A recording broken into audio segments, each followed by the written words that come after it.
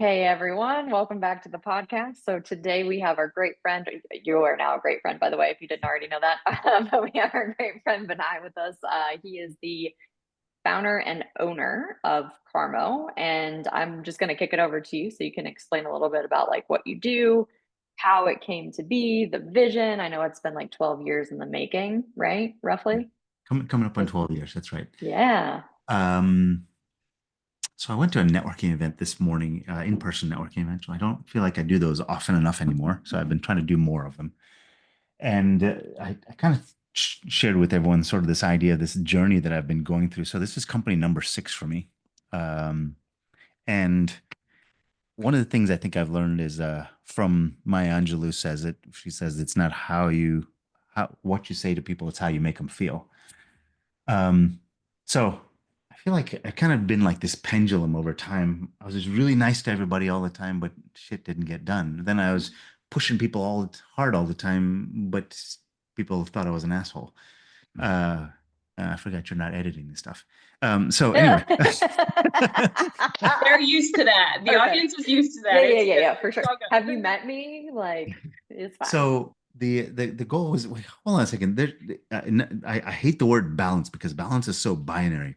There's a tension between um, empathy and productivity, right? And they're constantly pulling, and it's never just set. They constantly pull each other back and forth.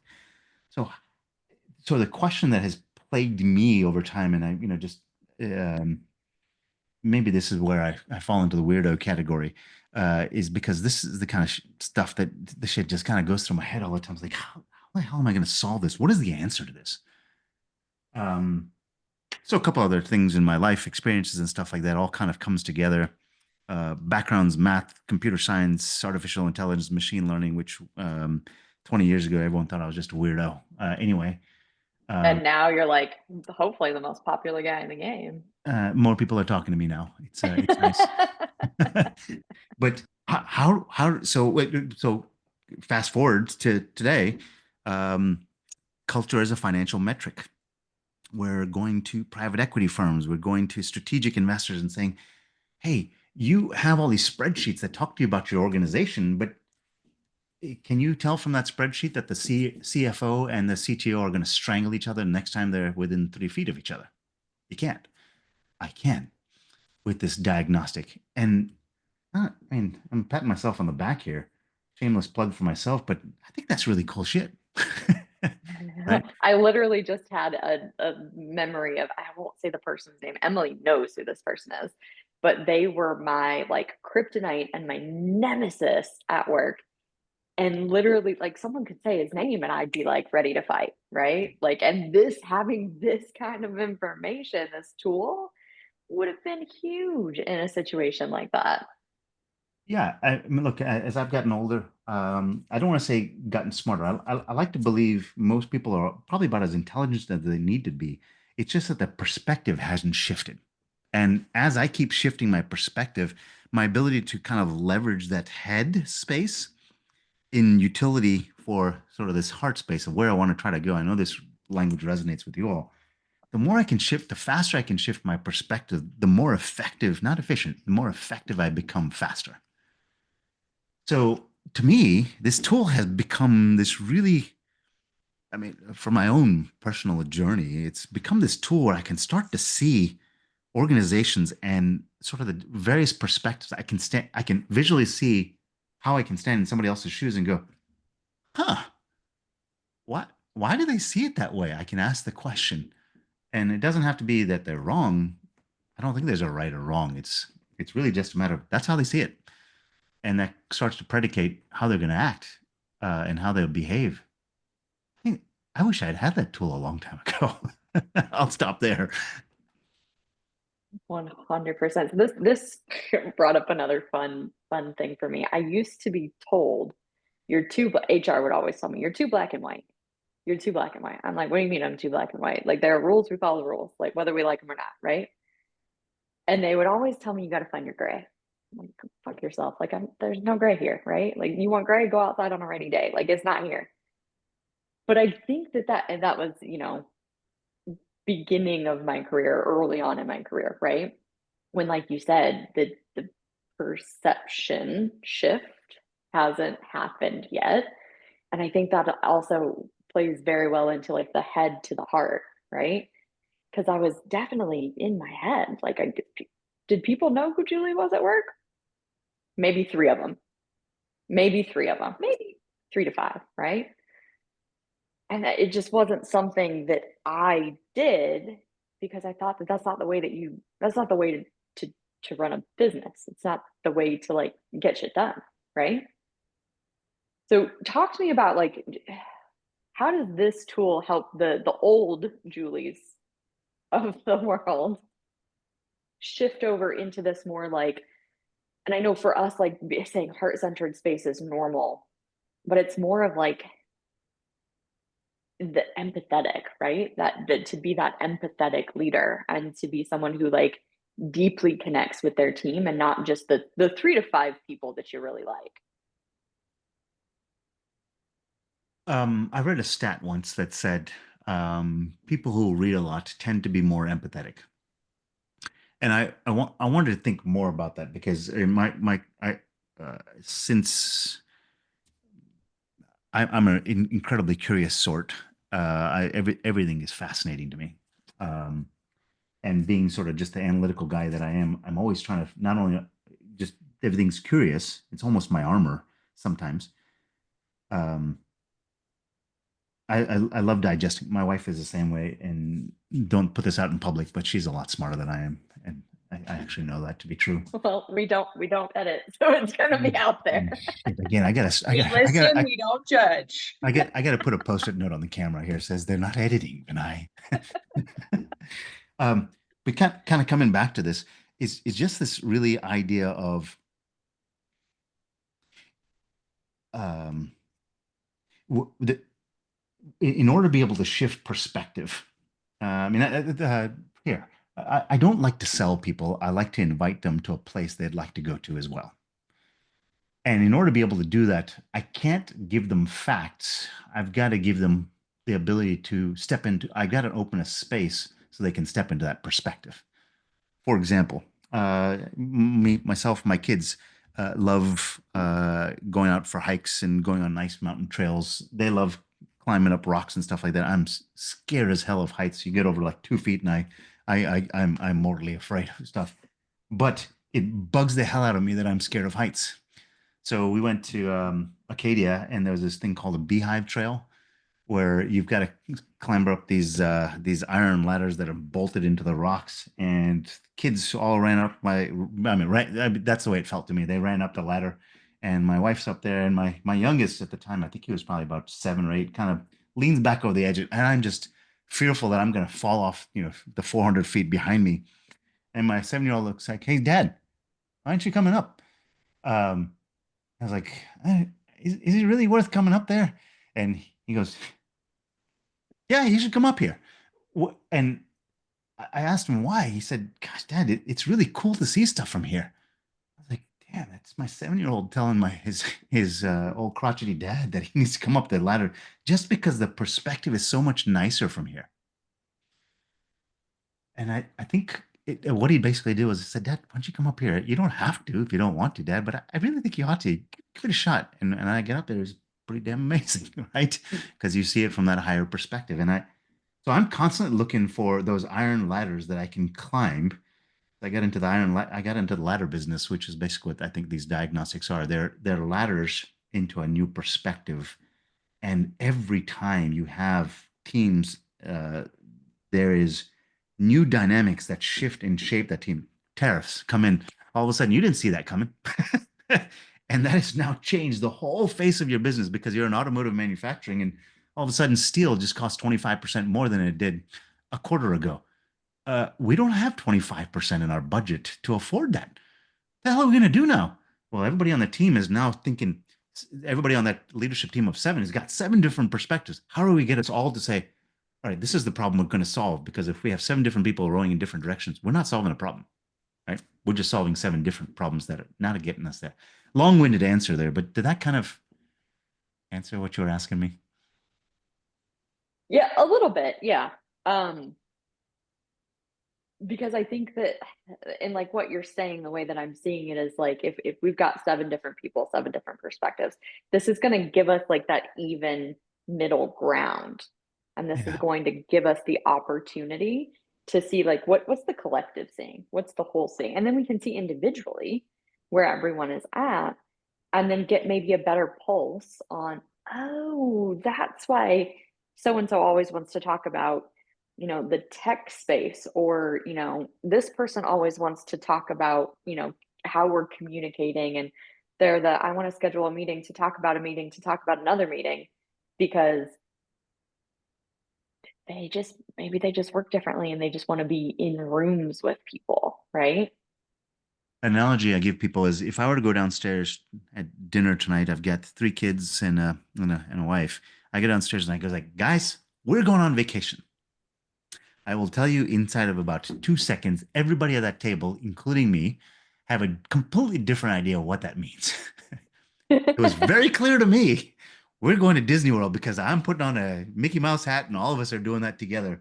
We're putting on the Mickey Mouse shirt. We're doing the full dress of the nines in Mickey Mouse gear, right? My wife's thinking about, we've been talking about going on safari for a month to in Kenya. My oldest son is thinking about going to Legoland. My little guy is thinking about going to the ice cream store, and my daughter is thinking about going and hanging out with her friends. And we're in 3 different. None of them are wrong, but it's just from where they're sitting. They're interpreting that language in the way that they are. We're not aligned. And I go, all right, let's get in the car and go. And everyone's like, wait. Why are we going south? I thought we were just going to the ice cream store. Or so while it may be 100% clear to me, it's not clear to them because they're interpreting through their subconscious bias. And I think this is an opportunity to say, wait, why are you standing over there? Because that's not where we're going. It drives the question to build clarity. People talk about clarity, but clarity is often just an internal thing, not a team thing. Yeah, that was just a whole mic drop on the clarity piece, like that piece right there. And the amount of times like we've been working on the production floor and we think everybody's on the same page, running the same parts. And then all of a sudden you walk up to the front of the production line and realize like, oh, they decided to hold your parts and not run production. And now you're going to affect your end customer, right? But even though we're all on the same team, somebody else got other priorities. And so then this starts to, cause friction and it causes all these things. But going back to this tool specifically, one of the things that I want to talk about is how quickly you can see these results. And I think now that we're talking about AI and, the different price increases we're going to see with, different presidencies and all that, is you can literally take this tool and take it as often as you need to align your team. And it's not like you have to sit on hours upon hours going through spreadsheets, doing interviews, your team getting frustrated, like, are you serious? We have another like interview we have to go through. And then with the interview from person to person, sometimes it makes people actually shut down. They don't really want to share because, that they don't have that vulnerability versus, hey, give me the assessment. I'll take 3 minutes and tell you how I really feel. Right. So I want to kind of get your thoughts on like the effectiveness and just the timing that it actually saves companies. Yeah, well, maybe I'll ask you all first. I mean, when the first time you all tried it, how long did it take you? I think it took me like 3 minutes, maybe less. Yeah, I mean, I think that's the goal, right? Is sort of aspirationally is to get to 3 minutes. I've heard one person, I think the 3 of us know who that is, who said it took him 10. I think that's the longest I've ever heard of before. There are some people who take things at different paces. Outliers, right? Yeah, that's right. Outliers. There's outliers, but I think generally 3 to 5 minutes is what we want, and the reason why is because it's not tiresome. It is all when I know that somebody is responding from an emotional place. It's not polished language that comes out. So the goal here is for them to kind of just you ask them a question about how they perceive their organization running, and it's a scale of 1 to 10, and they say it's an 8 for me. There's no right or wrong answer here. It is completely objective in its nature. It doesn't require somebody to interpret it. It is the individual interpreting. And because it's so fast, what the real value is is now with AI. Instead of taking 2.5 hours to analyze that stuff, AI will do that in all 19 seconds flat. It'll show you kind of the differentials um, between people, right? And why does that matter? Because if I start driving south and not toward the airport, which is north of me, my wife looks at me and goes, um, where exactly are you going? Because if I was going north, she may not be so surprised, right? Because there's directionally, they are significantly different, right? The same way, the sort of the magnitude of difference is where all the juice is in that culture. And because it's so fast, 3 minutes, you can do it every quarter. I mean, you could do it more often than that. But because you can see that visually, you now it starts to drive conversation because these people are standing in, one's in right field, one's in left field. Say, hey, why are you standing there? Well, uh, they give their justification, and it kind of leaning back into that empathy piece. You start to go, huh, I never thought of that before. Or, yeah, I hear what you're saying, but remember how he kind of came up with this list and this plan of action that we're going to be doing? We're going to be doing this. Like, oh yeah, I didn't incorporate that into my thinking. It gives you an opportunity to, uh, in a non-threatening way, build unity and sort of alignment with the vision of where you're trying to go. So yeah, super fast, really quick. It's all visual. You guys have seen it. A picture says 1,000 words. You can look at the visual, and we could spend an hour just looking at the visual and dissecting sort of the subconscious biases that exist within people. And that's how deep it is, right? You can do that for teams. You can do it for whole organizations. Yeah, and I think this is also powerful when we think about strategic goals. Like everybody does a great job usually setting strategic goals, but how many companies actually hit those strategic goals or are actually measuring those goals? Or, they'll be like, oh, we're on track, maybe for 1 month. And then the second month, all of a sudden there's, this squirrel over here we got to go chase real quick. And now we've dump the strategic goals and we're going over to this, or there's this new automation, or there's this new thing that comes in. So by having a tool like this and adding in the strategic goals, it also kind of not gives the leadership team a reality check, but like, hey, a reminder, this is the goals that you actually set, and how are you measuring up towards that? Can I give another analogy here? Absolutely. Absolutely. Football teams. I mean, and I talk about professional football here because injuries are actually, I think, are relatively commonplace in professional football in the NFL. If you've got a guy who is the center tackle for a team, this guy's 325 pounds, can lift a house, and can run like all get out. This is the guy who's protecting your quarterback, right? The way you build your team and your strategy is around that person who's sitting there. And there's some people who, I mean, it's amazing to me that there's humans who can do that, right? Uh, but that person tears an ACL just in the course of playing it. I mean, I think hopefully this analogy is sort of accessible to everyone. But can you see how the strategy of that team has shifted, whether you like to believe it or not? Yeah, sure, you got all the other 10 players in the field, but you've lost potentially a key player, if not just a part of that team. That changes how you do things, right? Those two people on either side of him um, have to change their role because the person who's kind of coming in slot behind him is only 230 pounds as opposed to 325. They've got to pick up some slack, and there is implicit and explicit changes in behavior that happens as a result of that person being out. How do you account for that? Because that happens pretty much every day in our lives, and we've just kind of started to roll with the punches, even processes. The process that you put in at end of Q1 and what that process, how it works at the end of Q3, things have changed. People have gotten better at it, and they're like, hey, putting the bolt on this way doesn't make any sense anymore. I'm getting my fingers too close to it.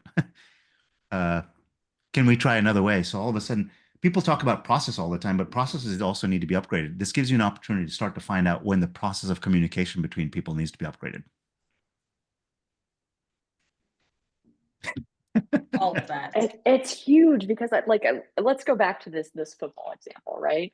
Because literally as soon as you're talking centers, I'm like, okay, Jeff Saturday, right? Like I'm with you, Indianapolis Colts. For those of you who don't like the Colts, I know he's old now and he doesn't play anymore, but I mean he was my guy, right? he was Peyton Manning's guy too for a very long time.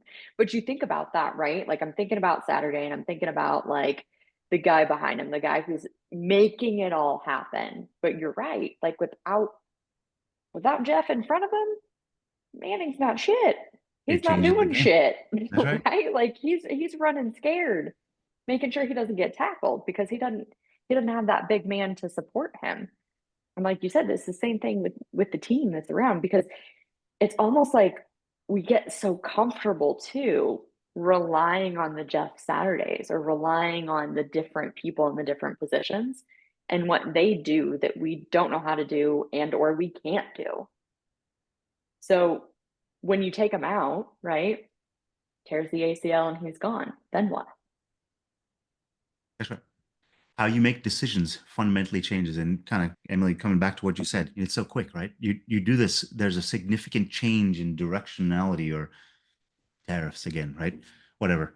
Something comes up, it changes the organization, changes the dynamics within which the organization is changing. There's an opportunity in 3 minutes to find out what that directional change means. And does everybody see it the same way? Because they probably do not. And if everyone says, hey, we've got tariffs here, we need to start stockpiling on inventory. So the CFO or the person in charge of inventory starts ordering more parts. And you're like, wait. No. The other person says, we need to slow down and actually make sure that there's demand so that we've sold this whole unit before we order more. Both are reasonable conversations, right? What's the right one, though? Right? They've got to come sort of step into the center. And that's just from tariffs and me making something up, pulling something out of the clouds here, right? I'm just making stuff up. I think it also, by doing this, it also gives a level of respect for each other on the C level. So if you think about as you're working as a team and you're not aware because you're so focused on your numbers and your metrics that you have to hit. And I remember being in that level of like, I don't care about anybody else's line in production. I need to hit my production because my bonuses are based on that. So I'm going to hit that production. And then if I can help you out, I will, right? Because you make yourself a priority. But by having this and having this awareness of actually this is how the organization should be operating, and so you can understand and have more empathy with your coworkers, with your peers. I remember taking the DISC assessment, and this was a long training, right? And I remember finding out that I was a red profile, and out of the group of, I think there was 20, there was 2 of us that were the only red profiles. But I had so much different, like so many light bulbs similar to this core diagnostic tool, where I was like, oh my goodness, that makes sense. That makes sense now why this person over here operates completely different. And now I can respect that. And it helped me, open up that level of awareness and have more respect for people too. I mean, so please. I was gonna say let's hone in on that for a second because I remember I think I was the other person she's talking about or Heidi's, right? But okay, so going back to that specific, like that was not a short test to take. It was not a short test, and we had to sit down and get through all these questions. And when you're super busy, you're pissed off that you have to do this thing because you don't want to do it, you don't have time to do it, you don't care, right? Like you've got your goals and your priorities, and that's not part of it. So that's one piece that this core diagnostic just eliminates for you. And then the other thing is, I remember taking this thing and I'm like, okay, I understand fully what I am. But then when you have someone on the team, I'm like, okay, I'm a high D. My problem child is a high I, but I don't know what the fuck that means because it's not me, right? I remember having to go to another manager and be like, okay, y'all are the same. I love you to death. And also, you allow me to ship parts out the door because you're the quality manager. I can't stand this guy. Like, but help me speak his language. And I had to have those conversations with the quality manager all the time. But like with the way that this test is formulated and the way that everything comes out, because you see potentials, help me with the language if I'm wrong here, but and like the frictions, right? Like the things you're good at, and then Yeah, the friction. I think of strengths and frictions, right? Everyone's got Strengths and natural frictions. strengths and Yeah. frictions, right? Yeah. So then if I'm seeing his strengths and then I'm seeing his frictions, and then I can quickly, easily compare that to mine without being like, what's an I? What does that mean? How do I operate? Like, Let me go back to a sports analogy here. Again, just because it's easy. uh, I used to play soccer. I think we've said that before. I used to be, I could run like a horse, and I can't anymore. I found that out many times now. But I used to be able to run like a horse. I could run forever, and I could run fast. Uh, Even though I played in defense, I was a right back. Even though I played in the back, I love to shoot, which is not typically something that somebody who plays defense does. But I used to go out to practice 30 minutes before and 30 minutes afterwards for better part of 6 years. Every day before practice, I would just shoot, shoot, shoot. So I could hit a pretty nice rocket 30, 35 yards out, and I would. It was pretty damn good. What happened is when I first was this defenseman that you have to do this recovery run. Somebody gets back to you, you kind of got to get back before them, right? But because I could run, I had no doubt in my confidence to be able to do that. I would outrun most people and out endure most of them. So the midfielder who would play with me the first time, he was like, "Why the hell are you passing me?" That's because I could outrun him and I could do it a lot more than he could. So the ball starts moving up the field out of the defense, and I'm streaking up the sideline. And after a while, people started to realize, you know what?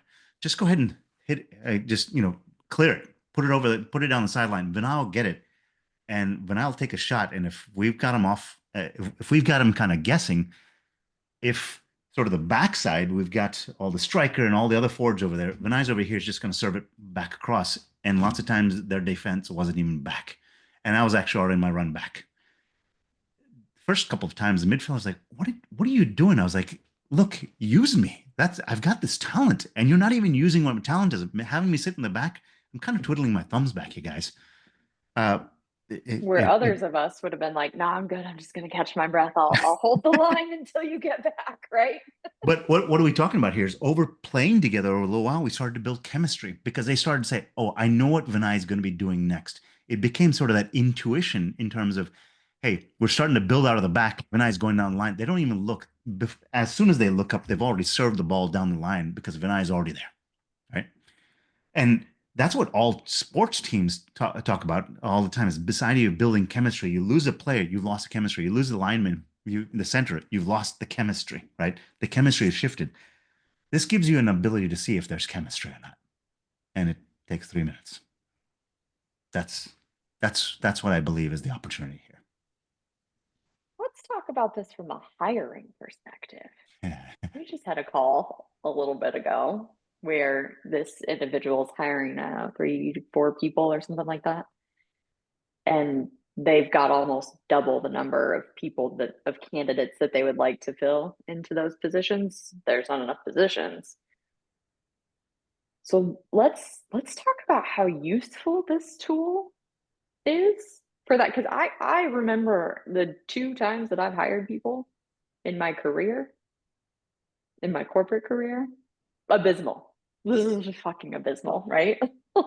Because you have someone that's presenting themselves in a very specific way for you to hire them, right? We're putting our best foot forward. We are, some people are going to not be truthful about their strengths and weaknesses and who they are and all of that. And then once they get into the role, it's like, wait a minute. So how could this be helpful from that perspective? Yeah, I'm gonna get, as you guys know me too, I'm gonna get a little bit, kind of a little philosophical here in terms of how I answer that question. I think there's really 3 important words that we encounter or challenged by every single day, and in this specific order: why, the purpose behind it, what is the definition of clarity, right? The clarity as to serving that purpose, and how, the execution of that what in the service of that why. Personality tests tell us how we act. They don't tell us why we act. They tell us how we act. That's why you all like human design, right? Because human design starts to tell you a So little more true. about So sort of the true. why, right? What this does is it gives you the opportunity to see why somebody. So when you give them this diagnostic, 3 minutes later, 3 minutes and 19 seconds later, as I like to say it, 3 minutes and 19 seconds later, you see their visual and you go, oh, they see things differently in terms of the vision.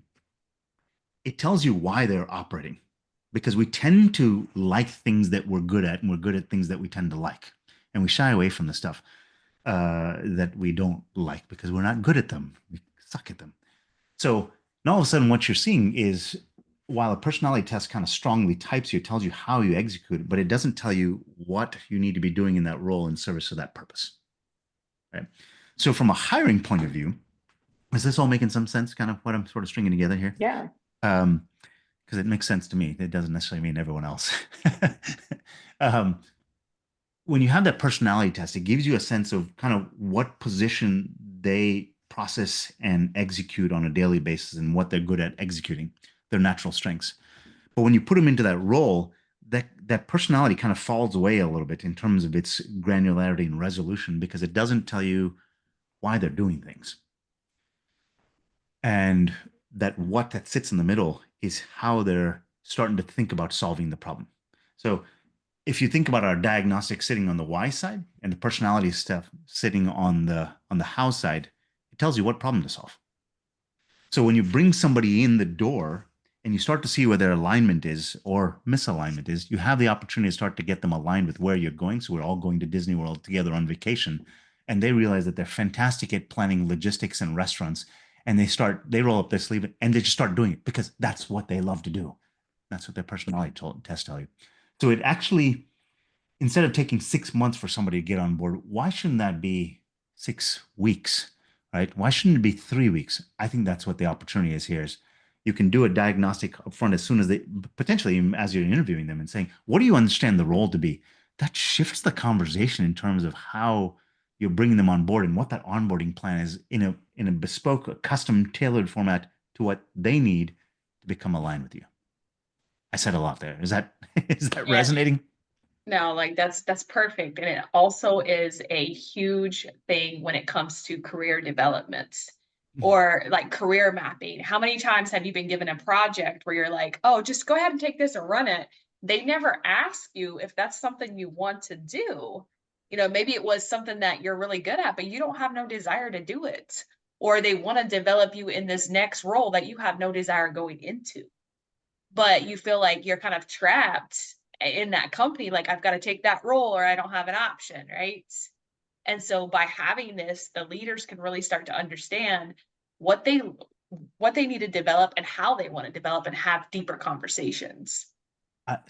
There's I love that. And the reason why is because I think there's this foundational sort of assumption in kind of when we were building this whole tool set is that I believe as a leader now that there's 8 billion geniuses on earth. As a leader, am I smart enough to see it is the question.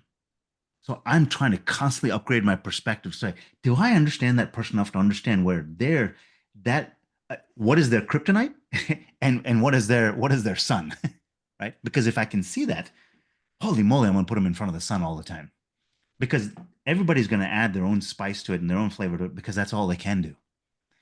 So if I can start to find out what their alignment is, their team, with the team is and the team's vision and what piece they're going to play flawlessly, right?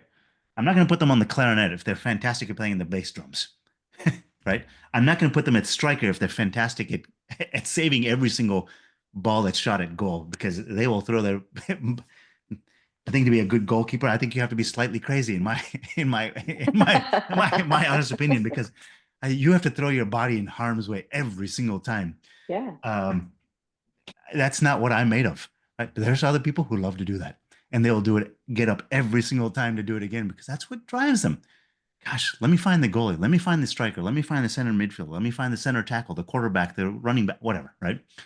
If I can find that and I see how they operate and see how they fit into the big picture of the team, holy moly, I just built chemistry that is unbeatable.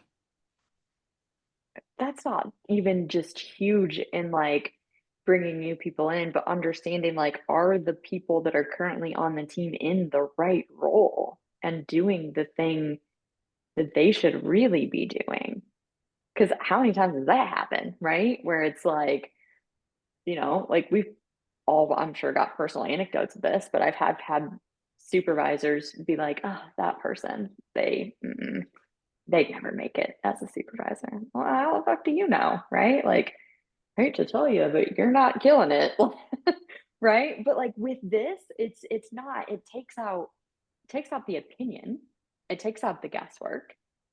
It's facts and data. Who doesn't love facts and data? As a leader, you become an assembler of teams. 100%. And you got a box of Legos of all the Lego pieces that you need over here. Just go, I need this, and this goes to this, and all of a sudden you've built the world's greatest masterpiece out of Legos. This basically Absolutely. this basically tells you what Lego piece you need. In a very effective, efficient way, because that is near and dear to my heart, because I do not want to spend hours upon hours and doing root cause analysis for 50,000 hours to then go back and figure out that wasn't the root cause.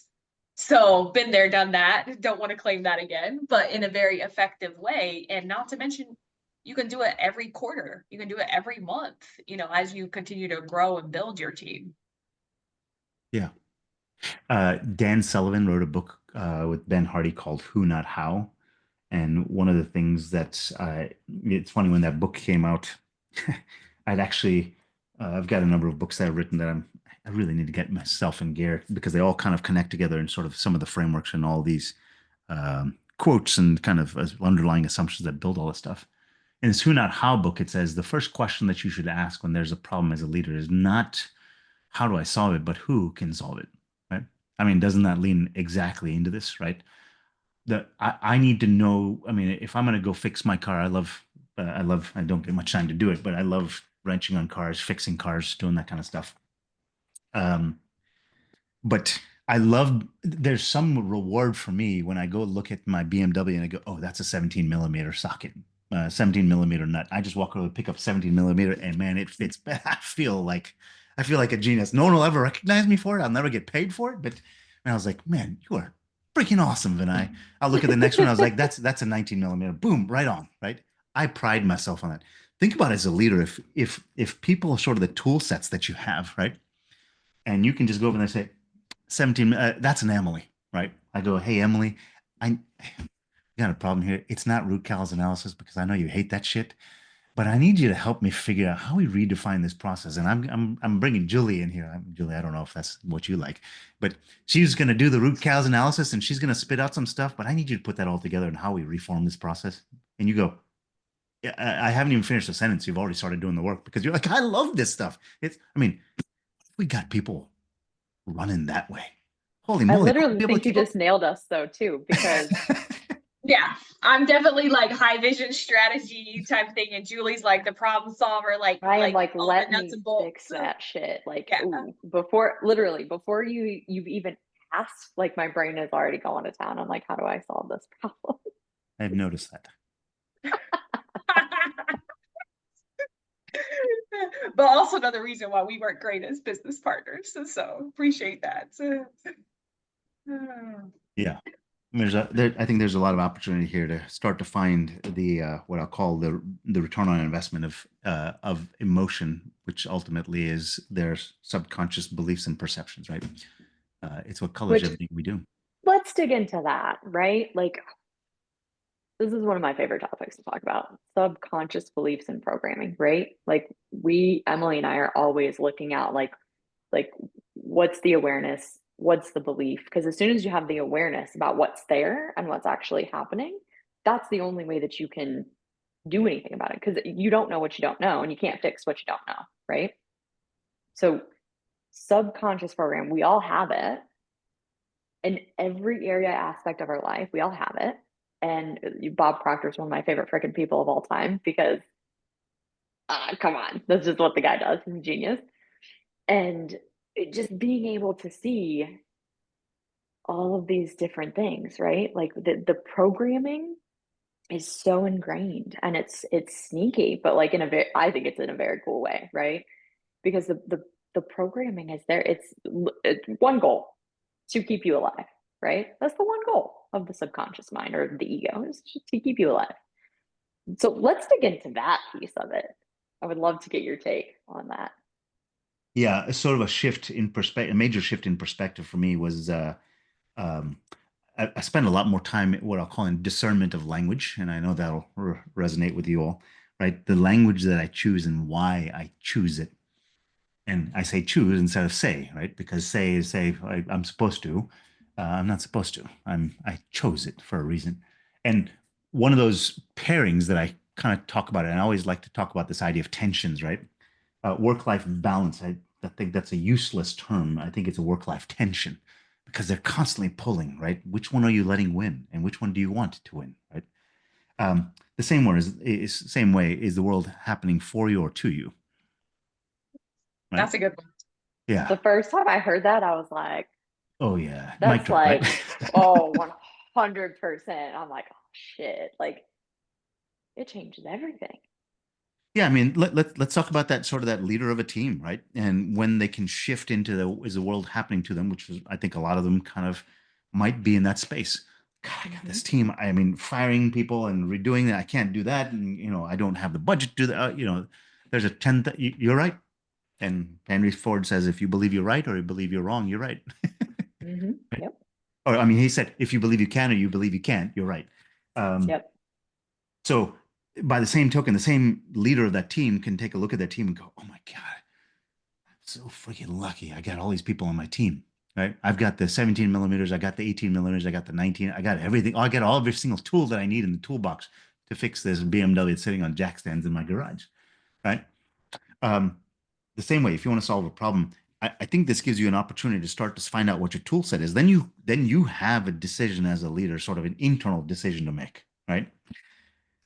Is the world happening for me or is it happening to me? Because if you take a look at it and this tool, and I think this is why it self-selects, those people who don't take it are the ones who believe that the world happens to them. And the people who do take it are the ones who say, "Oh my God, the world's happening for me. How do I get better at this shit?" Because they want to learn how to use the tools. They want to be able to pick up and say, "Emily, I don't know how to put this whole process together. There's too many moving parts here. I can't think about it. How do we do this? Can you draw me a diagram? Can we go stand in front of a whiteboard?" And then And she says, oh, that's easy. yeah, exactly. It comes out in 38 seconds. And I was like, yeah, but I don't know this thing here. I'm getting stuck on this. Julie, how do we solve the supply chain issue? Because I'm just not. And you're like, oh yeah, that's easy. Right. And what if you could get everyone they're just in their zone of brilliance, their zone of genius, and you just kind of sequence them? Man, that's me finding the 17 millimeter wrench on the first try. I think that's the opportunity here. Mic drop right I there. know, right? It's like, what? So How do many you of those even, moments. how do you So even many of those follow moments. that? Like, I love this stuff. This is great. it is not often that I'm rendered speechless on these interviews. It's really not. But man, the to you and for you. Yeah. And you could also look at that like, is it happening to me or for me? Do I want to improve or do I not? Right? I think I did those hands backwards, but I think you guys get it, right? If it's happening to me, I don't really care about improving. If it's happening for me, then I care about improving. And I want to use every opportunity that I have to do that. And if I can do that in 3 minutes, come And on. for my entire team. And that's always goes back to, like, we always joke and say, give us your lowest performing team. Like, those are our type of, like, low performers, hand them to us. We are there Bread and because, butter. yeah, they're like our favorites. Because it's not like, if you look at the team, right, and you want to look at like the low performers, it's not that they're performing low. It's like, to me, it's like, let's go back to one of your examples from, it's like you're asking a sprinter to run a marathon. Mm, It's just not happening. that's right. That's not happening. That's right. And that's exactly what this is. Am I asking my sprinters to sprint, or am I asking them to be cross country people? Right? Am I asking the people who like organized sports, like me, right? Soccer, volleyball, basketball, softball. The one time I tried to do track, first track meet and only track meet I ever ran in my entire life. The coach goes, "Gonna have you run the mile." I'm like, we're gonna do what? Yeah, you can do it. I don't know how I didn't die. Yeah. Well, even I'm if you trained just for look it. at it from a personal perspective, like, if you tell me to go into a group workout class, I'm going to laugh at you and tell you to go get lost. Like, no, I'm not going into a group workout class. Give me a powerlifting, bodybuilding, other workout all day long, 100%. Group setting, nah, just go ahead and miss me with that. But let's talk, and I know we're running close to time here, but let's talk about it. You've got a team, right? And you've got this one person, you know that they're a shining star. You know there's a shining star in there somewhere. They don't know it, they don't see it, they don't have direction. How do you use this for someone like that? I'll give you an example with my kids. um, because I think at the end of the day, I mean, I'm probably preaching to the choir here, but it's all about the inner child, right? Um, we all have our basal instincts, basal desires and needs. And if you got a problem child, I mean, I was just having a chat with someone yesterday, and they just kind of said as part of the chat, they're like, "Wow, so really, when someone's angry, it's really that they're angry with themselves." I was like, "Yeah, that's right." When someone's frustrated in a role, they're just not fitting into the team. It's because they're not getting something that they want and desire. The opportunity to look, I believe my role as a father is not to tell my kids what to do, is to tell them where they can go, right? And paint a picture for them, and they get clarity on that. So my son, my oldest one, very smart kid, a lot like me. And when you tell him to sit down and do math, he doesn't want to do it. Here's why: it's because he picks it up really fast. He gets the concept. He's already kind of thinking. He's like, "How can I use it?" Because he's talking to me about geometry of suspensions and stuff. That's the kind of conversation I have with my son, right? Because that's the kind of stuff that intrigues both of us. I was like, "I know, but you got to show your math." He's like, "But Dad, why do I need to show my math? I can get there." I said, "So here, what do you want to do when you get older?" He's like, we've had done this exercise with him. We've gotten him to say, when you're 35 years old, what do you, he's 15 now. When you're 35 years old, give me a day in your life. 2 o'clock in the afternoon, what's happening? And he paints this picture of, he said, I'm getting out. I've got construction boots on. I've got a hard hat on. I've just finished helping to build a town center. I was like, that's really cool. Where did you come from? He just, I came from lunch. I said, what were you doing? And what the point is, we're building that holistic vision. I said, okay. Now, when you were painting out that town center that you're finishing, or that construction site that you were on, or that's that lunch meeting, were you able to articulate to them what it was that this vision is, how it's going to turn into something? He said, yeah. I said, how did you do that? He said, I drew some diagrams and stuff like that. And I said, if you can't explain the math behind it, do you think they're going to be able to follow you? He goes, no. I said, do you want to know why you should do your math homework? We haven't talked about it again. What I'm saying is, if I can draw a big enough picture for someone else that they can see in that container where they fit into it and how it fits them first, it's not even about me at that point in time. It all becomes 100% about them, but they're doing it because I'm giving them the space to operate. And I think that's what you can do, right? Now, all of a sudden, you can start to say, let me step back a little bit and help you understand what we're doing as a company. Do you see a space for yourself in that? And I think that's the key question. And if they can't, hey, maybe let me start to build that. I hope you see that picture and say, man, you're a sprinter. Most of the time we're doing a marathon, but every now and then someone's got to run to the store with this backpack on that costs, we're going to ship it overnight, but I just got to get this part out the door to somebody so they can have it because they need it really badly. And I need a sprinter, not somebody who can run 26 miles. And they said, oh, I never thought of it that way. I was like, can you see why I need a sprinter on the team? Because it rounds out our whole team. And they go, yeah, well, I'm a sprinter. You're like, yeah, that's why I have you here. Can I have you be part of the team? And they're like, and you almost reinvite them back into the vision again because you see where their misalignment is and how they don't see that the sprinter is important. And all of a sudden, they're sprinting all the time. Right? They're talking to the other marathon runners saying, hey, do you need somebody to do this for you? And the marathon runners go, yeah. I don't want to do this stuff. It's Emily showing up to do the vision and Julie showing to break down the process. Is that useful? Barry, and it also just gave me some parenting tips for my boys. So I appreciate that insight. Because we have I can tell we have a very similar parenting style of trying to, paint them towards that. It was like, I would tell my oldest when he first started going to the gym, I realized when I would compliment his progress of like, oh, I see your definition in your arms. He'd be like, really? And then he went from working out 3 days a week to 5 days a week to now meal prepping to what's my protein intake and is now ripped, right? So it's just like the same thing can go for parenting. And it's all connected. What makes great humans naturally makes great leaders. I truly believe that. And if you can start to build that vision and see where they are in that journey, because everyone's at a different place, I think this gives you an opportunity. I mean, kind of dropping deeper here a little bit, right? If you can see somewhere someone else is in that journey and say, hey, why don't you come along with us? Everyone wants to be part of something. They want to know how they fit in. And if you can help them see how they fit in is in their best interest, you don't have to ask again. And I think that's what in 3 minutes you can do that, right? And you can do it in 3 minutes. And the link will be in the description for everyone that's watching. Yeah. Absolutely. All right. This has been fantastic. Like, I mean, I knew it was going to be great, but just like every time, I'm like, there's just so much juice and so much gold.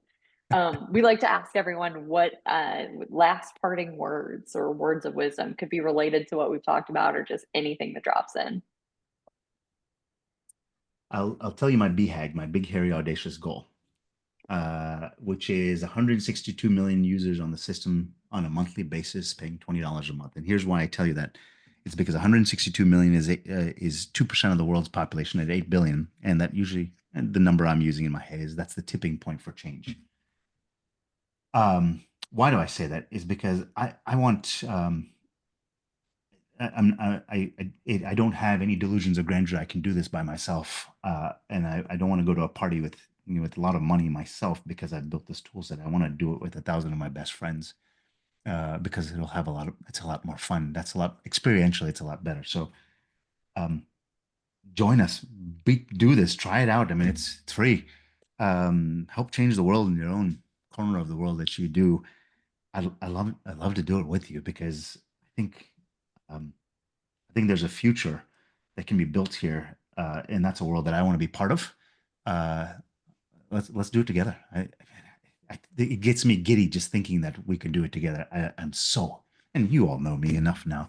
I'm so invested in doing it together. There's so much to win for all of us, in that world. So help come along with me. Let's go build that vision of that world together.